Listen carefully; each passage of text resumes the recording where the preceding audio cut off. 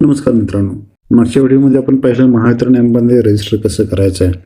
आता आपण चेक करूया महावितरण ॲपमध्ये कुठल्या कुठल्या सर्व्हिसेस दिल्या जातात. ॲपमध्ये लॉग इन केल्यानंतर सगळ्यात पहिली जी सर्व्हिस दिली जाते ती आहे view pay bill or recharge. ज्या ऑप्शनमधून आपण बिल बघू शकता, पे करू शकता किंवा जर का आपलं प्रीपेड कनेक्शन असेल तर इथून बिलाचं रिचार्ज करू शकता.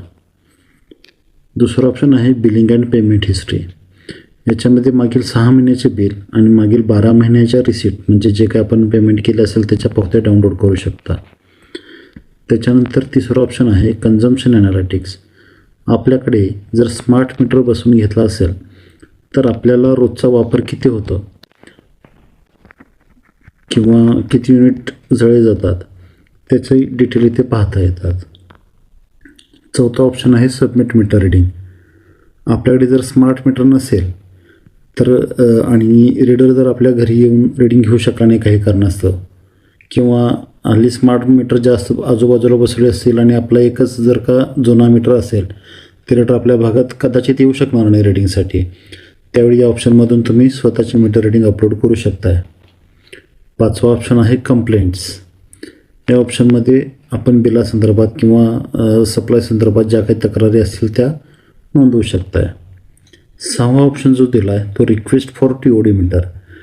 म्हणजेच आपल्याकडे जर तुम्हाला स्मार्ट मीटर बसवून घ्यायचं असेल तर तुम्ही इथून तशी रिक्वेस्ट देऊ शकता आणि आपला मीटर जुना मीटर बदलून स्मार्ट मीटर बसवून दिला जाईल. त्याच्यानंतर आहे रिपोर्ट ट्रान्सफॉर्मर फेल्युअर.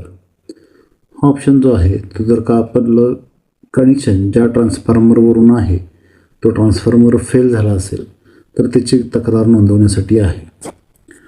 आठवा जो ऑप्शन आहे तो आहे रिपोर्ट पॉवर थेफ्ट.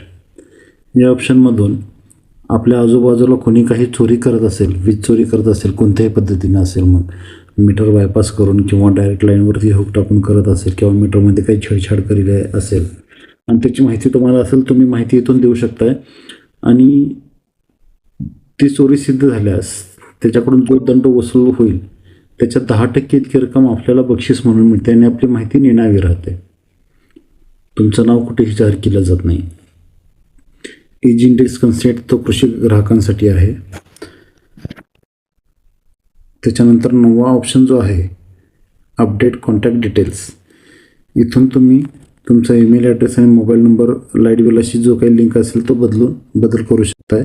11वा ऑप्शन जो आहे तो प्रोव्हाइड फीडबॅक. म्हणजे तुम्हाला एखादी कंप्लेंट तुम्ही नोंदवली आणि त्याच्यावर तुम्हाला कसं सहकार्य मिळालं, योग्य मिळालं किंवा नाही, त्याच्याबद्दल तुमची जी काही प्रतिक्रिया असेल ते तुम्ही इथून देऊ शकताय. त्याच्यानंतर 12वा ऑप्शन दिला आहे बिल कॅल्क्युलेटर. मला जर का माहिती असेल की बाबा मागच्या वेळी तुमचं रिडिंग किती आहे, आता किती आहे किंवा अंदाज थोडक्यात माहिती हवी असेल की तुमचं कनेक्शन म्हणजे घरगुती असेल, कमर्शियल असेल, इंडस्ट्रीयल असेल, त्याचं सरासरी किती युनिट वापर झाल्यानंतर किती बिल येऊ शकतं किंवा कुठल्या वस्तू वापरल्यानंतर किती बिल जनरेट होऊ शकतं त्याचा अंदाज यावा म्हणून हे ऑप्शन इथं आपल्याला उपलब्ध करून दिलेलं आहे. त्याच्यानंतर आहे शेवटचं जो ऑप्शन तो सोलर पंप कंप्लेंट. म्हणजे आजकाल शेतकऱ्यांना नवीन कृषी पंप जे आहेत ते पारंपरिक पद्धतीनं न देता सौर कृषी पंप दिलेले आहेत.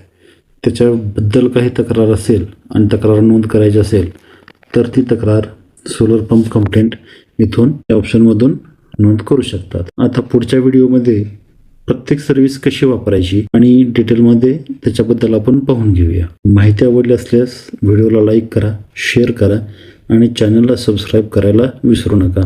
आणि हा व्हिडिओ आपल्या माहितीच्या लोकांना शेअर करा जेणेकरून त्यांनाही महावितरणच्या या ॲपबद्दल माहिती देता येईल. धन्यवाद. पुन्हा भेटू पुढच्या व्हिडिओमध्ये.